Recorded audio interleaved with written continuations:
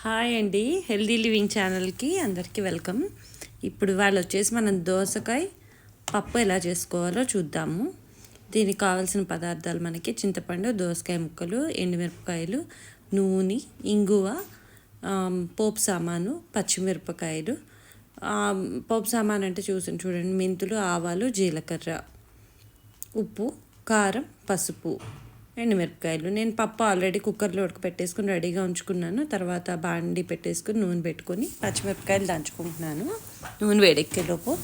ఇప్పుడు వచ్చేసి పోపు సామాను ఒక్కొక్కటిగా వేస్తున్నాను. మెంతులు ఫస్ట్ అది కొంచెం వేగాలండి, కొద్దిగా వేగిన తర్వాత మనకి కొద్దిగా కలర్ వచ్చేదాకా ఆగాలి. ఎందుకంటే మెంతులు వేగితేనే దాని టేస్ట్, అందులో ఉన్న గుణాలు మనకి బయటకు వస్తాయండి. అందుకని చెప్పేసి ఖచ్చితంగా మెంతులు వేగేదాకా ఆగాలి మనం. తర్వాత వచ్చేసి ఆవాలు. ఈలోపు ఆయిల్ వేడెక్కిపోతుంది కాబట్టి ఆయిల్ వేయంగానే మనకి చిటపట్లు ఆడిపోతుంటాయి ఆవాలు. నెక్స్ట్ వచ్చేసి వెంటనే మిగతా పోపు సామాన్ కూడా మనం వేసేసుకుందాము. అవన్నీ 1 by 1 ఎలా వేసుకుంటామంటే, ఫస్ట్ ఇప్పుడు మెంతుల తర్వాత ఆవాలు, మినప్పప్పు కూడా ఇదిగోండి. చిన్న స్పూన్ కాబట్టి నేను ఎన్నిసార్లు వేస్తున్నాను, బట్ ఓవరాల్గా అది 1 స్పూన్ పడింది మనకి. అది కూడా ఒకసారి కలిపి పెట్టుకుందాము. ఇది మట్టి పాత్రలో చేయడం వల్ల ఏమవుతుందంటే మనకి కొంచెం స్లోగా కుక్ అవుతుందండి. స్లోగా కుక్ అయినా ఒక కాన్స్టెంట్ ఫ్లేమ్ ఉంటుంది కాబట్టి ఫ్లేవర్ చాలా బాగుంటుంది. మట్టి పాత్రలో ఎప్పుడు కూడా వంట స్టార్టింగ్ కొద్దిగా స్లో అనిపిస్తుంది, బట్ తొందరగా అవుతుంది తర్వాత అండి.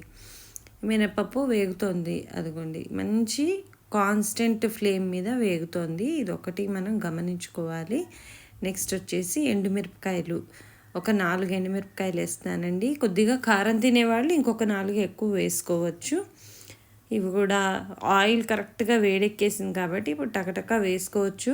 అదే మీన్వైల్ మనం కలుపుకోవాలండి. వేస్తూ ఏదో అలా వెళ్ళిపోయామంటే పోపు మాడిపోతుంది. ఈ వేడి మీద మనం ఇంగు వేసుకుంటే ఫ్లేవర్ అనేది బాగా వస్తుంది, మనకి పచ్చివాసన పోతుంది. ఇంగు ఎక్కువే వేస్తున్నానండి.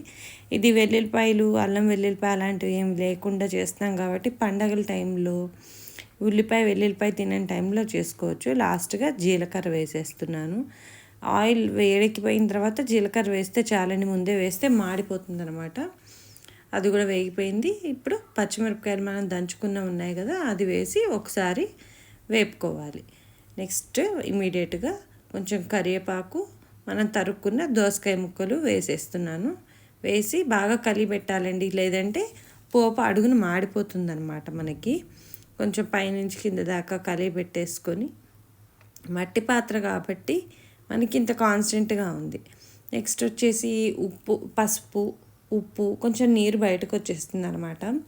ఇలా చేసుకోవడం వల్ల ఏంటంటే మనకి ఎట్ ఏ టైం చేయొచ్చండి. పప్పు అటు ఉడుకుతున్నప్పుడే ఇలా పోపు వేసేసుకున్నామంటే అక్కడ అది అయిపోతుంది, ఇటు ఇది అయిపోతుంది. మనం మార్నింగ్ బాక్సుల టైంలో ఈజీగా అవుతుంది. ఇదే దోసకాయని మనం పప్పుతో పాటు కుక్కర్లో పెట్టేసామనంటే ఆ టేస్ట్కి ఇలా వండుకునేదానికి చాలా తేడా ఉంటుంది. ఇప్పుడు మనకి దోసకాయలు కొంచెం మగ్గిపోయాయి కదండి. మగ్గిపోయిన తర్వాత హాఫ్ కుక్ అయితే చాలు. చింతపండు గట్టిగా పిసికేసుకొని ఆ వాటర్ పెట్టుకొని ఇప్పుడు చింతపండు పులుసు వేసేసుకోవడమేనండి. ఫస్ట్ కొద్దిగా వాటర్ వేసి ఉడికించుకోవాలి. చింతపండు పులుసు నీళ్ళల్లో తొందరగా ఉడకదు కాబట్టి ఎంత లూజ్ కావాలి అని అనుకుంటే మనం అంత లూజ్ వాటర్ పోసేసుకొని చింతపండు వేసుకొని ఆ ఉడికిన పప్పుని అనేదాన్ని తిరిగేసేసుకున్నాం మనము. ఇలా చేస్తే మనకి క్యాటరింగ్స్లో అక్కడ తినే టేస్ట్ వస్తుందన్నమాట. ఒక్కసారి ట్రై చేసి చూడండి. ఇలా వండుకున్న పప్పుకి మనము కుక్కర్లో డైరెక్ట్గా పెట్టిన పప్పుకి చాలా టేస్ట్ ఉంటుందండి. మట్టి పాత్రలో చేయడం వల్ల కూడా మనకి చాలా హెల్త్ బెనిఫిట్స్ అవి ఉంటాయండి. సో మీరు ఇలా ట్రై చేస్తారని నేను ఆశిస్తున్నాను. ఇప్పుడు ఇలా కొత్తగా బాగా ఉడుకుతోంది చూసారా.